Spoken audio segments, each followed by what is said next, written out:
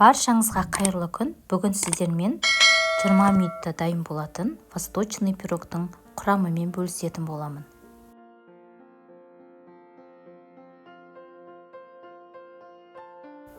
Пирогқа керекті заттарды алдын ала дайындап аламыз. Біз ең алдымен бір жұмыртқаға 50 грамм қантты салып, жақсылап қант ергенше венчикпен араластырып аламыз.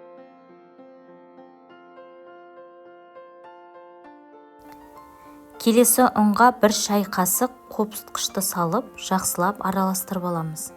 Одан кейін тоңазытқыштан салқын майды алып, жаңағы ұнға саламыз да үгінділер дайындаймыз. Яғни орысша айтқанда крошка.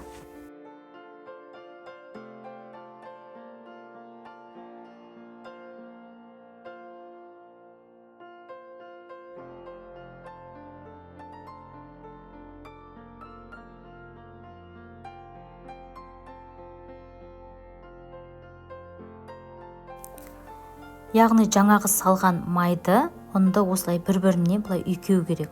Сол кезде осындай үгінділер пайда болады. Енді дайын болған үгіндіге жаңағы алдын ала дайындап алған қант пен жұмыртқаны осылай ортасына құямыз да жұмсақ қамыр илейміз.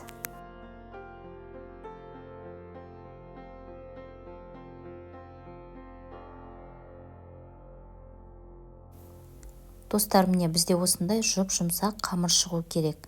Келесі формамызды дайындап аламыз. Оған егер пергамент қағазы болса, осылай төсеп алсаңыздар болады. Егер пергамент қағазы болмаса, форманың барлық жағын, жан жағын, ортасын майлап алуларыңыз керек.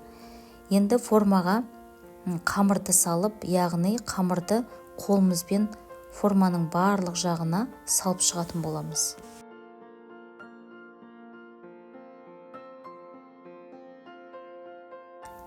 Келесі пирогтың салмасын дайындаймыз.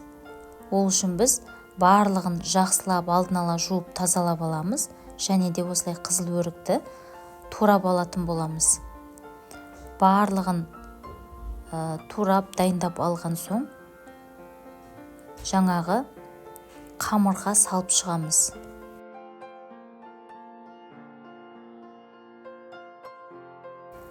Осылай барлығын рет-ретімен салып шығатын боламыз. Егер грек жаңғағы үлкендеу болса, оны осылай қолымызбен бірлет бөлулеріңізге болады.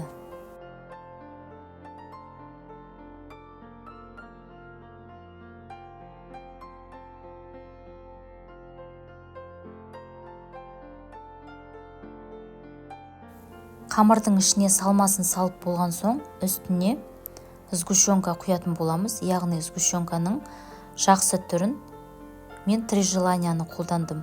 Оны үстіне құйып болған соң, яғни ішіндегі жаңағы салманы барлығын араластырып шығамыз.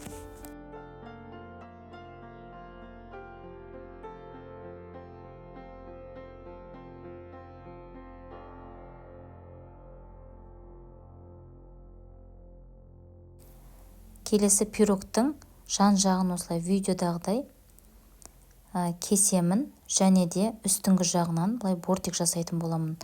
Достар, ол міндетті емес, мен өзімнің қалауымша жасап жатырмын.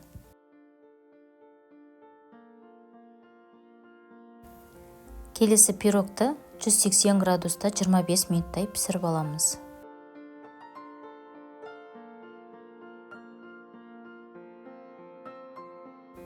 Міне достар, біздің пирогымыз дайын болды. Мен пирогтың жан жағына қант пудрасын сеуіп шықтым. Сіздер өз қалауларыңызша сепсеңіздер де, сеппесеңіздер де болады. Достар, бұл пирогты мен өте қалың қылмай, сондай яғни үстіңгі биіктігін 5 мм қып қана жасадым. Себебі өте қалың болса, ол желінбей қалады. Ал осылай орташа жұқалау болса, ол өте сондай нәзік болып, сондай жеңіл желінетін болады.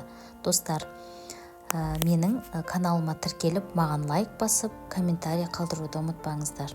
Алдағы уақытта жаңа рецепттермен бөлісемін.